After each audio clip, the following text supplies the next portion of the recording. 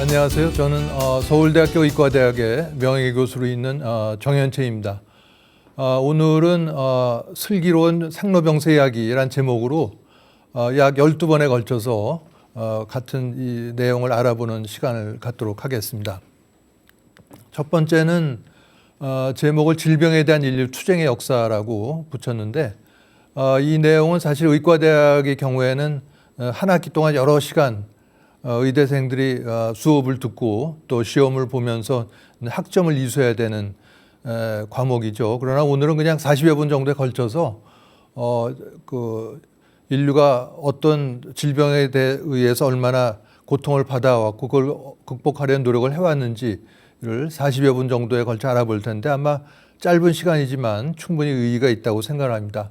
자, 저기 그 그림에서 보시는 거대한 몸집의 씨름 선수가 질병이 되겠고, 몸집이 작은 두 어린이가 그 거인의 두 다리를 붙잡고 용을 쓰고 있는데 그게 우리 인류가 되겠습니다. 음식을 삼키기가 힘들어서 병원을 찾은 50대 여성인데 사연을 들어보면 4개월 전부터 밥을 씹어 넘기기가 힘들었는데 최근에는 물도 마시기가 힘들어졌다. 그러면서 체중이 몸무게가 8kg나 빠져서 바지가 헐렁거릴 정도다. 이런 사연으로 병원에 내원한 분의 사례가 되겠습니다. 그 실제 사례를 보는 게 머리에 잘 들어오기 때문에 저는 사례를 많이 활용을 하는데요.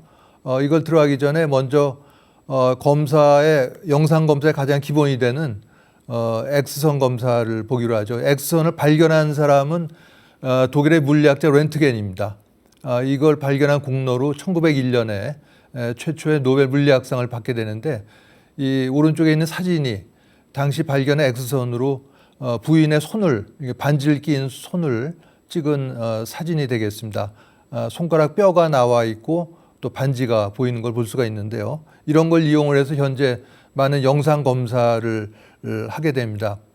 자, 이 X선은 그냥 우리 몸을 투과해 버리기 때문에 이 투과하지 않는 이 조영제라는 거를 환자가 마시고 식도의 벽을 코팅을 하게 되면은 이와 같은 모습을 보입니다. 보시게 되면 가운데 식도가 잘록하게 좁아져 있는 걸 볼 수가 있죠. 그래서 식도암의 소견이 나오는 걸 볼 수가 있습니다.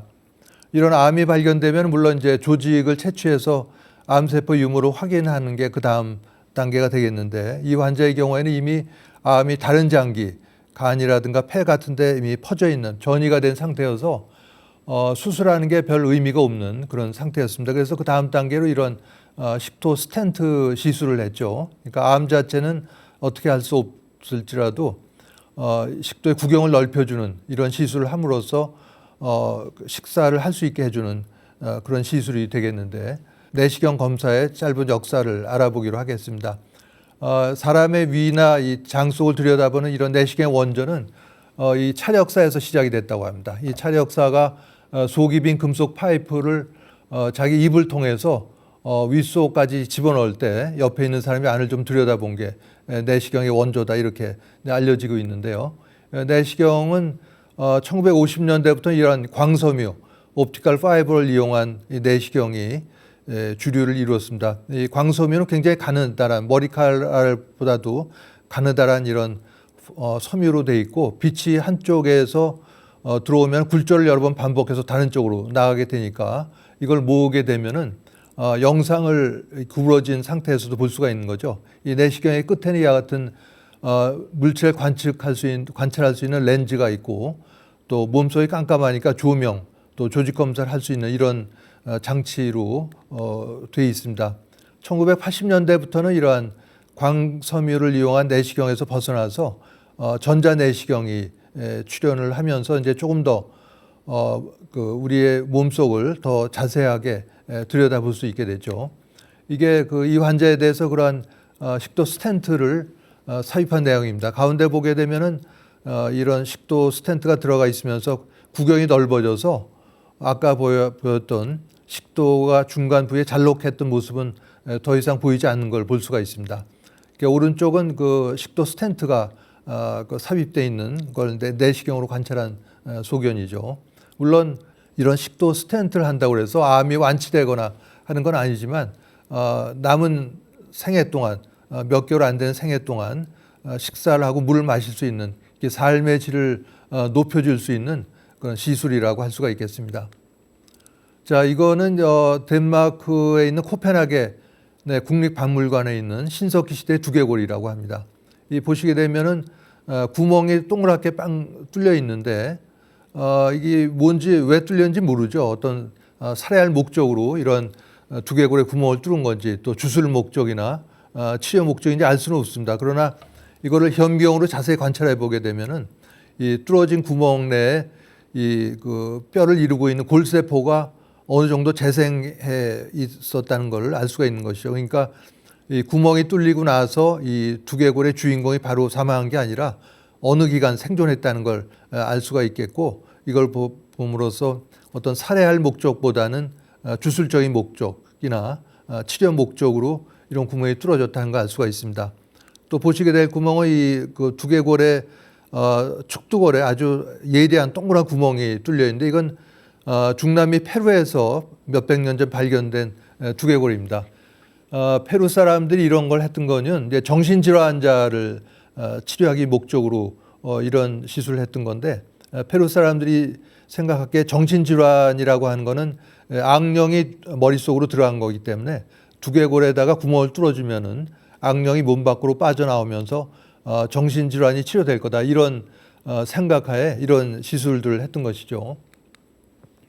자, 이 삼국지에 나온 조조입니다. 조조가 어느 날 머리가 아프고 자꾸만 헛것이 보이고 헛소리가 들리게 되자 당시의 명인 화타의 진료를 받게 됩니다. 이 화타가 내린 진료는 이런 것이었는데요. 이 승상의 병은 머리에 생긴 일종의 풍증인데 뿌리가 머릿속에 뻗쳐 있어서 이를 수술해야만 병이 낫겠소이다, 이렇게 조조한테 얘기를 했더니 조조는 화를 벌컥 내죠. 내 머리가 얼마나 소중하다는 건 천하가 다 아는 일인데 일개 의원이 박통 쪼개듯 내 머리를 쪼개자고 하니 될 법이나 한 바니까 이놈을 당장 옥에 가둬 죽여라 해서 화타는 결국 옥살하고 조조도 병을 못 고치고 죽었다는 그런 일화가 전해지고 있습니다. 자, 이집트의 미이라에서도 여러 가지 질병의 흔적을 볼 수가 있습니다.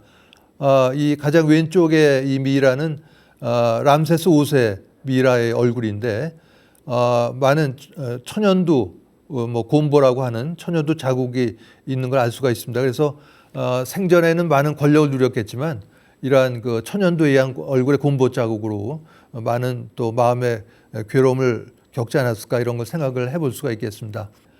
피터 브레헐이라는 작가가 그린 죽음의 승리라는 제목의 그림입니다. 그림을 보시게 되면은 곳곳에서 그 해골로 표시된 죽음의 신이 인간을 괴롭히고 있고 또 시체를 태우는 연기가 솟아난 걸 볼 수가 있는데, 이걸 그린 거는 1347년에 흑사병이 유럽 일대를 휩쓸게 됩니다.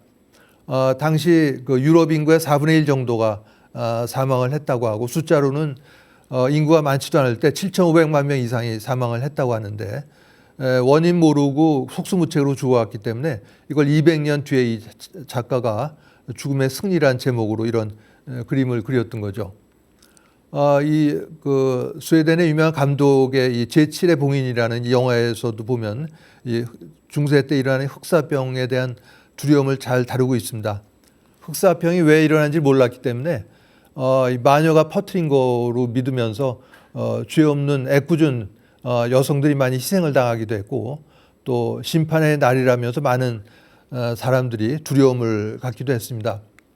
흑사병은 이때만 있던 게 아니라 그 뒤에도 여러 차례 세계 곳곳을 휩쓸었는데 1665년에 9월에 영국 런던의 일주일간의 사망 통계 자료입니다. 보시게 되면 여기 일주일간에 사람들이 얼마나 많이 죽었고 힘이 없어서 죽은 게 11명, 또 이 젖먹이 영유아가 죽은 게 3명, 이 정도 돼 있는데 아래쪽 내려가다 보게 되면은 이 흑사병으로 7,169명이 죽었다. 그러니까 일주일 동안에 7,000명이 넘는 사람들이 죽어간 것이죠. 그래서 당시 이를 목격한 의사 말에는 수많은 사람들이 추풍낙엽처럼 쓰러져 갔다, 이렇게 기술을 하고 있습니다. 요즘에 다 이게 신의 노염이 아니라 세균, 예르시니아 페스티스라는 패스트균에 의한 급성 감염병이라는 걸 이제 다 알고 두려움을 갖지 않지만, 당시에는 이런 어려움을 몰랐기, 원인을 몰랐기 때문에 이런 두려움에 떨어야만 했던 것입니다. 다 이런 흑사병을 겪고 나서 이 죽음의 기술이라는 책이 나오게 되는데요. 이거는 15세기의 출판업자 윌리엄 캑스턴이라는 사람이 목판화로 낸 책입니다. 이 책을 낸 의도는 이제 건강한 영혼을 위해 아름다운 죽음을 준비하자 이런 목적이었는데 그 죽음이 임박해 올 때 정신이 산만해지고 평소에 가졌던 신앙심이 흐트러지는 것을 막기 위해서 이런 걸 목판으로 그려서 잘 죽는 법을 소개한 그런 책입니다. 또 이 중세 유럽에도 이런 나쁜 피를 빼내는 시술, 사혈이나 방혈이라고 하는데 이런 게 아주 유행을 했었고 18세기에도 이 누구나 인정한 치료법이었다고 알려져 있습니다. 중세 유럽의 경우에는 탈수에 빠진 왕에게 주치의가 사혈을 시켜서 탈수에 빠지면 몸에 수분이 부족한 상태니까 물을 보충을 해주고 이런 게 치료법이 될 텐데 오히려 몸에 있는 나쁜 피를 빼낸다는 명목으로 사혈을 시키는 바람에 탈수가 더 악화돼서 왕이 더 빨리 사망했다 이런 기록들이 지금도 전해지고 있습니다. 예를 들어서 프랑스 왕 같은 경우에는 왕이 이제 몸 상태가 안 좋아서 비실비실하면은 주치의가 달려들어서 이 하제를 왕한테 먹여서 설사를 시키고 또 이 앞에 말씀드린 사혈에서 피를 뽑았던 거죠. 그래서 평민 같으면 그냥 조용히 쉬면 낫을 그런 몸살도 왕이었기 때문에 설사를 해야 되고 피를 뽑히면서 고생을 했다 하는 것을 알 수가 있습니다. 의학의 암흑기라고 할 수가 있는 것이죠. 이 오른쪽 그림은 1890년에 미국 의대생의 시체 해부 장면인데 그 전까지와 다르게 이때가 되면서 의과대학의 교과 과정에 이러한 시체 해부가 필수적인 과정으로 이제 인식이 되는 것이죠. 이 그림에서 보시게 되면은 7명 정도의 의대생이 모여서 인체를 해부하고 있는 모습을 볼 수가 있는데 아마 현재 의과대학의 그 해부 과정과도 크게 달라 보이지 않습니다. 이거는 사파인데요. 1840년대 그려진 사파입니다. 이거는 몇십 년 전인 1772년에 나이트로스 옥사이드라는 이런 가스, 이거는 현재는 마취제로도 사용이 되는데 당시에는 뭐 그런 효능을 몰랐고 이걸 마시면 사람들이 웃음을 짓는다는 걸 발견을 해서 제목이 인생을 쉽게 사는 법 이렇게 돼 있고 그 옆에 아래 제목이 바가지 긁는 부인을 위한 처방 이렇게 돼 있는데 부인들이 바가지를 많이 긁는 경우에는 이 웃음 가스를 사다가 부인을 마시게 하면은 부인이 웃음도 짓고 이런 바가지를 덜 긁게 되니까 인생을 좀 더 쉽게 살 수 있다. 이런 그 우스꽝스러운 사파의 하나가 되겠습니다. 자, 이쪽 그림은 16세기의 팔다리 절단하는 장면인데요. 이때도 썩어가는 팔다리를 그냥 방치해 두면은 목숨을 잃는다는 거 알았기 때문에 반드시 절단을 해야 되는데 이 당시에는 마취라는 게 무섭기 때문에 그냥 그렇게 그냥 입에다 자갈을 물리고 절단을 했던 것이죠. 그래서 18세기만 해도 병원 수술실이 건물의 제일 위층에 위치했고 또 수술하는 의사는 귀마개를 했다고 하는데 그 이유가 환자들의 비명 소리가 밖으로 퍼져나가는 걸 막기 위해서 건물의 제일 위층에 수술실이 위치했고 수술하는 의사는 환자가 지르는 비명 소리 때문에 정신이 흩어진 걸 막기 위해서 귀마개를 했다는 그런 그 일화가 있습니다.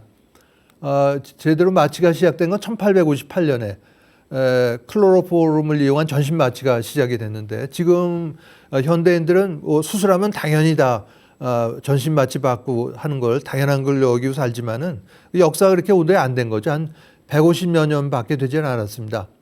그런데 그 놀라운 거는 이 마취제 하나의 에테르가 1543년에 마취제로 합성이 됐지만은 300년 동안 사용이 되지 않았습니다. 그 사용이 되지 않은 가장 큰 이유가 종교계가 반대를 했다는 거죠. 왜냐하면은 인간이 고통을 참아내는 건 신의 섭리이기 때문에 고통을 참아야 된다. 그런 종교계 반대 때문에 300년 동안 이 마취를 할 수 있는 마취제가 있었음에도 불구하고 300년 동안 고통을 감수하면서 이런 팔다리를 자르는 수술을 받았다고 전해지고 있습니다. 이거는 그 미국의 유명한 매사추세츠 제너럴 하스피털 MGH에서 마취를 이용한 외과 수술이 시연되고 있는 장면이 을 그린 그림입니다. 신대륙을 발견한 유럽인들에 의해서 이 천연두가 아메리카 원주인 또 남미 아즈텍인들에게 전해지면서 이 천연두로 이 원주민들이 치명타를 입게 됩니다. 이쪽에 가장 왼쪽의 그림은 천연두에 걸린 소녀의 모습인데 중국의 의사에도 이런 천연두에 걸린 환자의 모습이 잘 나왔습니다. 그러니까 동서고금을 가리지 않고 이런 질병, 감염성 질병이 인간을 괴롭혀왔다는 걸 알 수가 있겠습니다. 이러한 천연두에서 해방되게 된 것은 이 1802년에 영국의 제너가 소의 천연두라고 할 수 있는 우두에 걸린 소의 고름을 짜서 인간에게 주입하는 이런 종두법을 실시하면서 비로소 천연두에서 해방이 되게 됐는데, 이 사파는 당시 제너가 종두법을 실시할 때 사람들의 두려움이 잘 나와 있습니다. 소의 고름을 인체에 접종하는 거니까 얼마나 두려운지, 어떤 사람은 팔뚝에서 송아지가 나오고 있고 어떤 사람은 엉덩이에서 송아지가 나오고 있고 또 다른 사람은 얼굴 전체가 송아지로 변하는 이런 모습을 보이고 있어서 사람들이 천연두를 예방하기 위해서 실시했던 종두법에 대한 두려움을 얼마나 크게 갖고 있는가 하는 것을 알 수가 있겠습니다. 이 1872년에 천연두에 걸린 송아지 우두죠. 물집으로부터 백신 원료를 채취하는 장면인데 이런 모양으로 당시에 천연두 백신 원료를 채취하기도 했습니다. 우리나라도 뭐 예외는 아니었죠. 이 기록에 보면 1886년에 천연두가 창궐을 했고 또 그해 7월에는 콜레라가 창궐을 했다고 합니다. 그래서 우리나라에서 이 종두법을 실시한 건 지석영 선생입니다. 최초로 우리나라에서 종두법을 실시했고 이거는 영국 제너가 실시한 지 82년 후에 종두법을 실시하게 됐는데, 그러나 이 지석영 선생은 이 종두법을 실시했다는 죄로 귀양을 살이를 하게 됩니다. 왜냐하면 당시 왕비의 총애를 받던 왕실무당 진령군의 미움을 받아서, 어떤 미움이냐면 마마귀신에 대한 불경죄를 졌다, 이런 미움을 받아서 4년간 귀양살이를 했다고 전해지고 있습니다. 자, 1860년대 미국 종합병원의 위생상태인데요. 보시게 되면은 병실 바닥뿐만이 아니라 환자들이 누워있는 침대에도 쥐들이 들끓는 걸 알 수가 있습니다. 큰 종합병원에도 이 정도였고 우리나라에서도 몇십 년 전에 이런 쥐를 잡아야 된다는 쥐잡이 홍보 포스터가 아직도 이제 기억에 납니다. 콜레라에 오염된 물을 나눠 마시는 런던 시민들이라는 그런 포스터가 왼쪽에 보여주고 있는데, 이거는 1866년의 목판화입니다. 오염된 물이 병의 근원이란 걸 표현을 하고 있는데, 그런데 이러한 그림이 놀라운 거는 사실은 세균이 병을 일으킨다는 사실 밝혀지기보다 20년 전에 이런 걸 알아낸 거죠. 그러니까 이 당시만 해도 세균의 존재를 몰랐고 어떤 물에 의해서 어떤 병이 옮겨진다 하는 걸 알았기 때문에 이런 그림을 그렸던 것이죠. 자, 이 그림은 1857년에 헝가리 의사입니다. 샘멜 와이스라는 헝가리 의사가 이런 발표를 합니다. 신생아를 분만하기 전에 의료진이 손을 깨끗이 닦으면 산용률을 크게 줄일 수 있다, 이런 발표를 하고 있는데, 산용열이라고 하는 것은 출산하는 임산부가 고열에 시달리면서 폐혈증으로 고열에 시달리다가 결국 사망하게 된 이런 중한 병을 얘기를 하는데, 손을 깨끗이 닦으면 산용률을 줄일 수 있다는 거죠. 이걸 보면은 분만할 때 손도 안 닦고 했다는 걸 알 수가 있습니다. 지금 보면 아주 우스꽝스러운 짝이 없는 그런 발표라고 할 수 있는데, 그러나 이게 이 세균이 존재가 알려지기도 전에 이런 발표를 한 것이 굉장히 큰 역사적인 발표라고 할 수가 있습니다. 세균이 알려진 건 1887년에 파스테르가 세균이 병을 일으킨다는 걸 발표했기 때문에 그거보다 벌써 30년 전에 이런 발표를 한 것이고, 이 오른쪽에 있는 게 세계보건기구에 보관되어 있는 당시 이 발표를 했던 샘멜 와이스가 사용하였던 세수대야가 보관이 되고 있습니다. 이 의사의 발표를 당시 의사들은 시큰둥한 표정으로 듣고 있는 그런 모습을 보실 수가 있겠습니다. 영국의 리스터라는 외과 의사가 대단한 발표를 하는데요. 이분은 이 개방성 골절이라고 하는 것은 뼈가 부러지면서 살갗 밖으로 튀어나온 걸 얘기를 합니다. 그 폐쇄성 골절이 아니고 개방성 골절은 부러지면서 뼈가 보이는 거죠, 밖으로. 이런 경우엔 대개 그 피부에 있는 세균에 감염이 돼서 대부분 다 죽게 됩니다. 소독을 하지 않으면. 근데 이런 개방성 골절 환자 11명의 상처 부위에다가 석탄산이라는 걸로 소독을 해봤더니 11명 전원을 살릴 수 있었다는 놀라운 발표를 한 거죠. 그러니까 이 말은 그전에는 거의 다 죽었다는 얘기인데 지금 보면 아주 당연한 얘기입니다. 이 골절이 있으면 당연히 소독을 해야 될 텐데 그 당시에도 역시 그 세균에 대한 개념이 전혀 없었던데 이 외과의사 리스터는 1865년에 이런 관찰하고 이거를 2년 뒤 1867년에 란셋이라는 유명한 의학 학술지에 발표를 하죠. 그래서 어느 역사학자는 인류가 의학이 환자의 치료에 정말로 도움이 되기 시작하는 건 이때부터다 해서 150년밖에 되지 않는다 이렇게 주장을 하는 사람도 있습니다. 아까 보셨던 것처럼 탈수가 심한 왕한테 오히려 피를 뽑아서 사망을 더 촉진시키기도 한 게 이 당시의 의료였으니까 이때부터 진정한 의료가 시작됐다 이런 주장을 하는 역사학자들도 있습니다. 자, 혈압은 요새는 뭐 집에서 그냥 전자약계로 혈압을 측정하기도 하는데 혈압이 제일 처음 측정된 건 1733년에 스티븐 홀스라는 사람이 말에서 혈압을 측정을 합니다. 어떻게 측정했냐면 말의 동맥, 말의 목에 있는 동맥을 칼로 짠 다음에 거기다 유리관을 꼽아서 그 피가 얼마나 위로 솟구치나를 봄으로써 혈압을 측정했던 것이죠. 근데 사람에다 이런 걸 할 경우에는 과다출혈로 사망하게 되니까 측정을 할 수가 없었습니다. 그래서 이런 오른쪽에 보이는 현대적인 혈압계의 그 모습을 갖추게 된 게 무려 143년이 걸렸던 것이죠. 혈압 측정하는 거 하나만 해도 요즘에는 당연한 걸로 여기고 살지만은 사실은 이러한 오랜 시행착오를 겪어서 이런 게 이루어지게 됐다. 이런 거를 우리가 알 수가 있겠습니다. 페니실린, 최초의 항생제인 페니실린은 알렉산더 플레밍이라는 학자가 1929년에 이제 곰팡이, 페니실륨이 항균 작용이 있다는 걸 보고를 하면서 이제 알려지게 되는데 이거에 가장 큰 덕을 본 사람이 윈스턴 처칠입니다. 이 영국 수상인 처칠은 2차 세계대전 중에 스탈린과 회담하러 소련에 갔다가 당시 폐렴에 걸려서 큰 고통을 받게 되는데 당시 페니실린을 사용할 수 있어서 이걸로 완치할 수 있으면서 2차 대전에서 연합군이 승리하게 된 큰 계기가 될 수 있었다 이렇게 얘기를 하고 있습니다.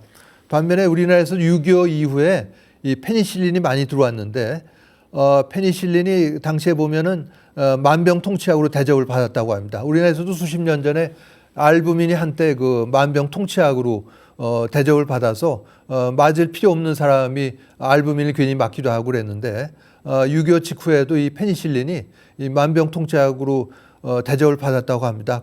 자, 이거는 사람의 위장 점막을 현미경으로 관찰했을 때 소견입니다. 왼쪽에 그 빨간 바탕 속에 그 빨갛게 염색되는 아주 작은 세균들이 보이고 오른쪽에는 전자현미경으로 촬영된 위 점막을 덮고 있는 이런 세균의 모습인데 우리나라의 경우에는 대강 성인 6명 중에 4명 정도가 감염돼 있고 전 세계적으로도 그 감염이 많이 이루어진 그런 세균입니다. 이걸 발견한 사람은 호주의 내과 의사인 마샬 또 병리과 의사인 워렌입니다. 병리과 의사가 처음 현미경에서 관찰을 했고 보는 것만으로는 안 되기 때문에 이제 내과 의사인 마샬이 사람의 위장 점막에서 이걸 세균을 이제 배양해서 동정을 하게 되죠. 1982년에 이 마샬 워렌이 호주 학회에다가 이걸 발표하려고 학회를 냈더니 불합격 통지서를 받게 됩니다. 이 학회 학술위원회에서 이런 황당한 내용 우리 학회에서 발표할 수 없다. 이게 미친 사람들 아니냐. 이런 그 이유로 불합격 통지를 받게 된 것이죠. 왜 이런 이유가 있었냐면 사람의 위에는 대강 폐하가 1 내지 2 정도 되는 강한 염산이 나오기 때문에 사람의 위장에는 세균 이런 게 있을 수가 없다는 게 사람들이 100년 동안 갖고 있던 어떤 고정관념이었던 것이죠. 그래서 그런데 이 학자들이 이런 고정관념을 깨고 사람의 위장 속에 세균이 있다는 걸 발표를 했던 것이죠. 그래서 이 공로로 이들은 2005년도에 노벨 생리의학상을 받게 됩니다. 우리나라 사람들이 밤낮 타령하는 이 노벨 의학상을 이 공로로 받게 되는데 이분들의 공로로 이 궤양, 소아 위궤양이나 12지향 궤양을 소아성 궤양이라고 얘기하는데 1990년대 이후에는 치료법이 크게 변화하게 됩니다.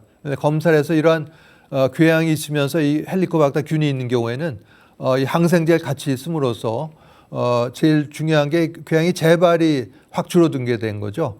위궤양이나 12지향 궤양 같은 이런 궤양의 특징 중에 하나가 치료를 해도 곧 재발한다는 게 아주 특징이고 괴로운 점이 하나였는데 그래서 단골내과 개원과 내과의원의 단골 환자 1, 2번이 이 궤양 환자가 재발해서 오는 것이었는데 그런 게 격감을 함으로써 그 내과 개원가에 타격이 됐다는 그런 일화도 전해지고 있습니다.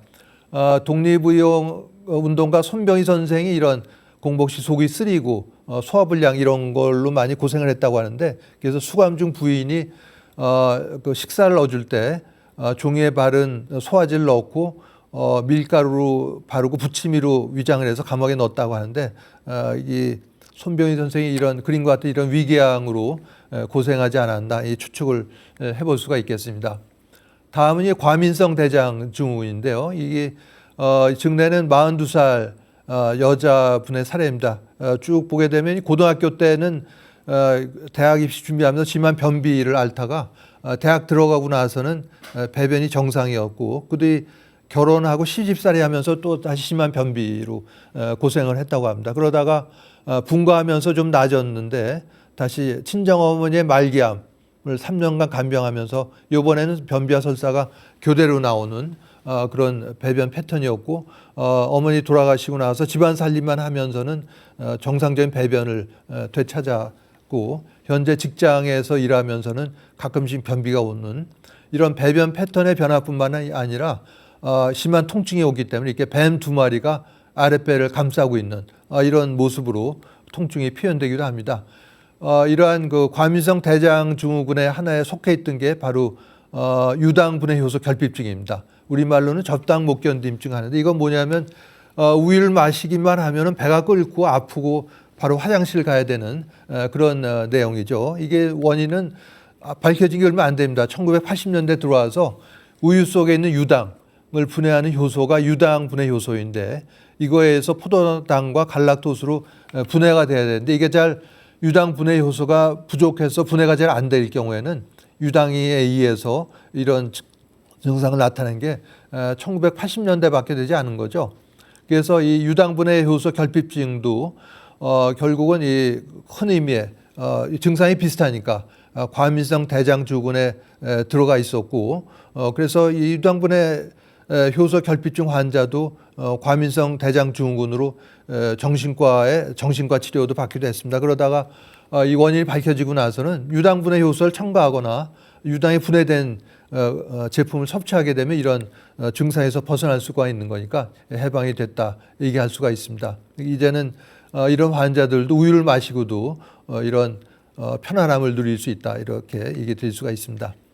다음은 이 대장암의 하나인데요. 이거는 이 대장암 증상 있는 환자의 대장에 조영제를 넣고 사진을 찍은 겁니다. 보시게 되면 가운데 사진이 뭔가 좀 이상해 보이는데 이건 바로 왼쪽에는 이런 모양입니다. 사과를 가운데 먹고 난 사과 심의 모습이죠. 대장에 조영제를 넣고 사진을 찍은 이 대장 조영술상 이런 모양이 보이게 되면은 대장암 진단을 내리게 됩니다.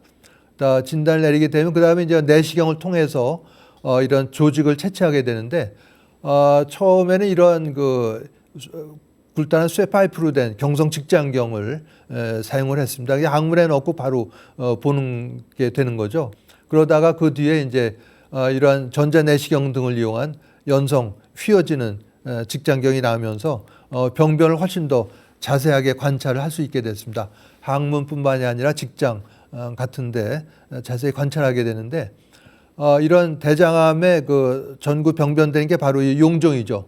용종도 어느 날 갑자기 생기는 게 아니라 정상세포에서 여러 가지 아래쪽에 있는 유전자의 변이가 진행이 되면서 이런 혹 같은 선종이 생기면서 시간이 지나면 이제 용종으로 발전을 하게 되고 암으로 넘어가게 됩니다. 자, 이게 정상 점막, 대장 점막이고 용종이 발전한 모습이고 이건 세월이 지나서 암으로 넘어간 용종이 그런 모습이 되겠습니다. 자, 이런 용종이 보이면 그냥 두지 않고 제거를 하는데요. 내시경을 하다 이렇게 용종이 보이면은 이러한 이 철사줄로 목을 조여주고 고주파 전류를 통해 주면서 이게 제거를 해주게 됩니다. 그래서 이러한 대장 내시경을 통해서 이런 선정수 용종을 찾아내고 제거하는 게 바로 이런 암으로 넘어갈 수 있는 병변을 찾아서 제거하는 거라고 할 수가 있겠습니다. 대장암으로 타기한 유명인을 들면은 우리나라의 근대문학 선구자인 염상섭 선생을 들 수가 있습니다. 표본실의 청개구리 이런 걸로도 유명한데요. 예. 그래서 이분은 초기 증상이 변비와 설사를 반복을 했고 아랫배에 통증이 있었다고 합니다. 이것만 보면 즉 방금 말씀드린 그런 그 과민성 대장 증후군하고 그게 다르지 않은 걸 알 수가 있습니다. 변에 피가 묻어 나오기 시작했다고 작고하기 4일 전에 입원하고 나서야 암이고 다른데 또 전이가 된 말기암이었던 걸 알고 퇴원해서 자택에서 운명을 했다고 알려지는데 또 다른 분은 건축가 정경 선생이죠. 이분은 이 5년 이상 대장암을 앓다 세상을 떠났는데 세상 떠나기 몇 달 전에 이루어진 인터뷰에서 밝고 초롱초롱한 눈빛으로 죽음과 마주해야 된다 이런 말을 그 주위 사람들에게 남기기도 했습니다. 자, 요즘에 이러한 진단 치료가 이렇게 그 분자 생물학을 이용한 첨단 마무리, 첨단 의학의 시대를 가고 있는데 그렇지 않은 경우도 있습니다. 이 대만의 사례입니다. 55세 남자가 그 음식물 삼키지 못해서 병원에 왔는데 내시경을 봤더니 이런 게 보였습니다. 뭐 같습니까? 보시기에 이 쥐가 보이죠? 쥐꼬리가 쥐꼬리하고 쥐다리가 보입니다. 이분은 경우에는 음식물이 삼기 힘들어서 대만의 민간요법 중에는 이런 증상이 있으면 어린 생쥐를 먹는 그런 민간요법이 있는데 어린 생쥐 35마리를 먹다가 그 35마리째 목이 걸리면서 온 거죠. 이 환자는 결국 식도암 환자였는데 이런 첨단 의학 시대에 아직도 이러한 석기 시대 수준의 이런 민간요법이 아직도 횡행한다는 걸 알 수가 있습니다. 우리나라 1960년대 말에 전국 학생의 회충난 양성률입니다. 평균 60%가 학생 10명, 6명이 이런 기생충을 갖고 있었던 것이죠. 학생 하나가 11마리 정도의 회충을 갖고 있었다고 하는데 오른쪽 아래는 한 환자에서 회출된 회충의 모습입니다. 저런 회충이 장에 있으면서 음식물의 영양분을 다 섭취하니까 이 환자는 뭐 아무리 음식을 먹어도 삐쩍 마르고 키도 안 크고 늘 얼굴이 누런 이런 모습을 지을 수밖에 없던 겁니다. 이거는 17세기 중엽에 조선시대 5세 어린이 미이라가 발견된 적이 있는데 조사를 해봤더니 사인은 결핵으로 추정된다고 했고 비형간염 바이러스나 또 흙으로 감염되는 회충, 편충, 또 민물 생선회를 통해서 감염되는 간디스토마 이런 그 기생충이 여러 개 감염된 흔적을 찾아볼 수가 있었다고 합니다.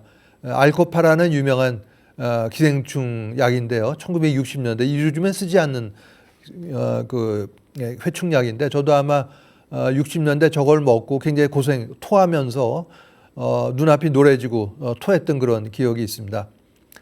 반면에 이 기생충 질환은 점점 줄어들게 됐는데 이 기생충 박멸협회의 노력에 의해서 기생충 질환은 거의 사라지게 됐습니다. 반면에 이 노력을 했던 기생충 박멸협회도 다치 사라지게 돼버렸는데 아토피라든가 크론병 이런 자가 면역 질환이 더 늘어나게 됐습니다. 그래서 이걸 생각하는 게 과거에는 우리 몸의 면역 체계가 이런 기생충을 대적을 하다가 기생충이 없어지니까 어디 싸울 데가 없으니까 싸울 상대를 우리 몸을 내부 장기를 싸울 상대로 해서 몸을 공격을 하게 됐다. 이런 것들이 이런 새로운 병이 늘어나게 된 가설로 취급을 하고 있습니다. 실제로 이런 크론병의 최신 치료 중에 하나도 기생충 알인 돼지 편충알을 먹이는 방법 중에 하나도 있습니다. 저도 이 20년 전부터 혈압 강화제하고 콜레스테롤 강화제가 이 복합된 그런 알약을 먹고 있습니다만 앞으로는 이런 것들이 점점 나이 한 노인이 될수록 걸어 다니는 종합병이란 말이 나올수록 여러 가지 약을 먹게 되는데 이런 여러 약들이 이제는 하나의 약으로 통합된 그런 약으로 나올 수 있는 그런 시대로 변해가고 있습니다. 자, 이 과거에 이제 매독 같은 그 성병이죠. 감염병은 페니실린 한두 번으로 치료가 됐는데 요즘에는 이렇게 한두 번 약을 먹거나 주사해서 완치하는 이론 쪽에 관심을 좀 덜 갖고 연구를 덜 하는 것 같습니다.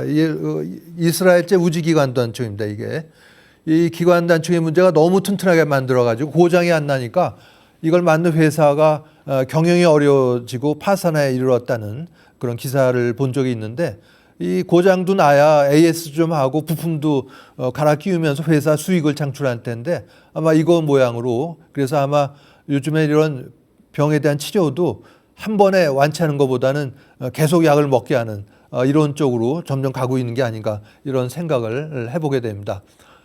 이건 미국에서 사망률입니다. 우리나라 데이터가 별로 없어서 1900년대 초반과 2000년대까지 보게 되면 100년에 걸쳐서 사망률은 왼쪽처럼 크게 줄어들었지만 평균 수명은 또 크게 늘어난 걸 알 수가 있습니다.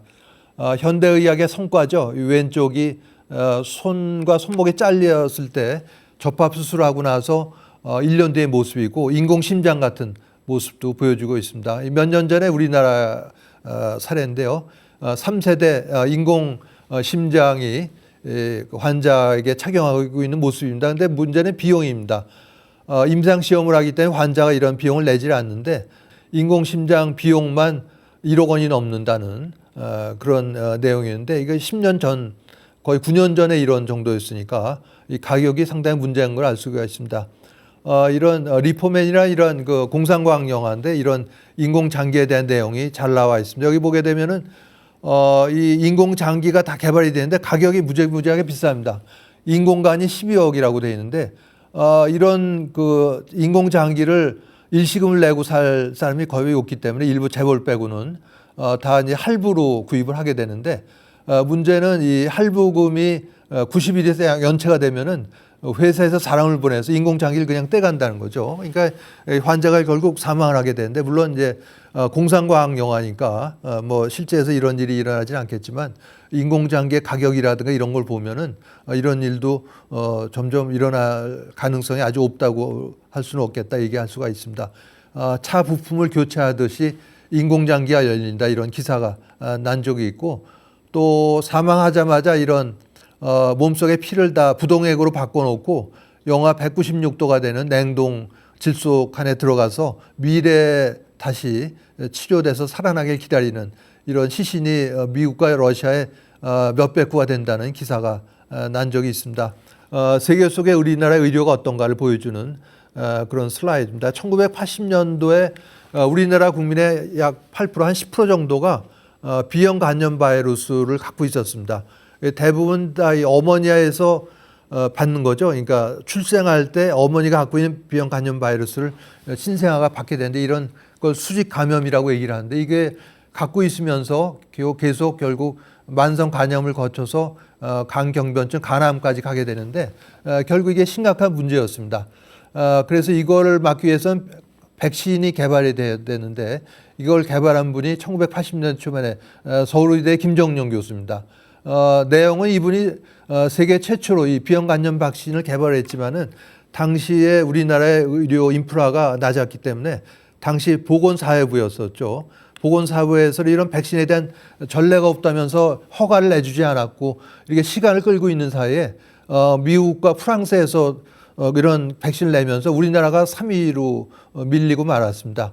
내용 면에서 세계 최초로 백신을 개발했지만은 결국 3위로 알려지게 되는 이런 또 이유가 있었습니다. 그래서 이런 백신을 신생아들에게도 요즘 의무적으로 다 마치기 때문에 요즘에는 우리나라 국민들 백신 보유, 그 B형 간염 바이러스 보유율이 한 2% 정도로 확 줄어든 걸 알 수가 있습니다. 또 우리나라의 의료를 보여준 또 다른 슬라이드인데요. 국제보건기구 WHO 사무총장을 지냈던 제 대학 선배이기도 한 이종욱 선생의 모습이고 이종 선생을 딴 이종 펠로우십을 이용을 해서 우리나라가 라오스라든가 몽골 이런 29개국에 700명이 넘는 의료인을 연수를 시키고 있습니다. 우리나라가 6.25 이후에 의료가 굉장히 열악했기 때문에 미국의 미네소타 대학에 많은 의료인들이 연수를 갔는데 그걸 본딴 한국판 미네소타 프로젝트라고 할 수가 있겠습니다. 또 서울대학교 병원에서 그 아랍에미레이트 셰이크 칼리파 병원을 5년간 위탁 운영에 체결에 성공했다는 기사도 난 적이 있는데 이게 그냥 단독으로 된 게 아니라 스탠퍼드 대학이나 이런 유럽과 미국의 유수한 병원과 경쟁을 해서 이런 위탁 운영을 맡게 된 것이죠. 또 이거는 한국인이 의료비를 가장 적게 쓰고 암 사망률은 최저다 이런 기사가 난 적이 있는데 이건 우리나라가 발표한 게 아니라 미국 예일 대학에서 이런 기사를 발표하기도 했습니다. 죽음의 손을 뿌리칠 수 있다는 환상은 부질없고 품위만 떨어뜨리고 결코 명예로운 일이 될 수 없다 이렇게 얘기를 하면서 인류 발전의 영속성과 양립할 수가 없다. 그러면서 나 같은 나이 든 사람은 죽어야지 그렇지 않을 경우에는 세상에 곰팡이만 자라나고 과거만이 되풀이될 것이다 이런 얘기를 하고 있습니다. 제가 꼭 하고 싶었던 게 제가 재직했던 이 병원에 이런 간판의 내용이 사람을 한번 태어나면 늙고 병들어서 언젠가 반드시 죽는다. 이걸 꼭 간판을 꼭 한번 세워보고 싶었습니다. 자, 죽음이 벽인가 문인가 이런 주제를 갖고 앞으로도 계속 얘기를 이끌어 나가야 될 텐데요. 맺은 말로 지금까지 보신 것처럼 100년 전의 의학 수준이라고 하는 것은 현재 대비해 보면 굉장히 유치할 수도 있겠습니다. 그러나 그게 다 우리 인류 선조들의 업적이 쌓여서 현재 수준에 이르렀다고 얘기할 수가 있고 또 100년 뒤 2123년에 보면 현재 의학이 그때 의학이면 또 유치한 수준이 될 수도 있겠지만 그때 100년 뒤 의학도 현재의 수준이 쌓여서 그렇게 된 거란 걸 우리가 잊어서는 안 되겠습니다. 우리나라 근대 의학이 도입된 지 100년이 넘었는데도 불구하고 아직도 서양 의학이란 말을 쓰는 경우가 있는데 이런 말은 없어져야 된다고 생각합니다. 우리 현대 의학이라고 얘기를 해야겠죠. 마치 서양 물리학이나 서양 해부학, 서양 미적분학 이런 말 쓰지 않은 것과 마찬가지입니다. 우리가 선진국에 비해 앞설 수 있는 분야에 집중 투자를 해야 된다고 생각하고 끝으로 병원이라고 하는 거는 그 사람의 몸을 불사의 몸으로 바꿔주는 것이 아니다 하는 것을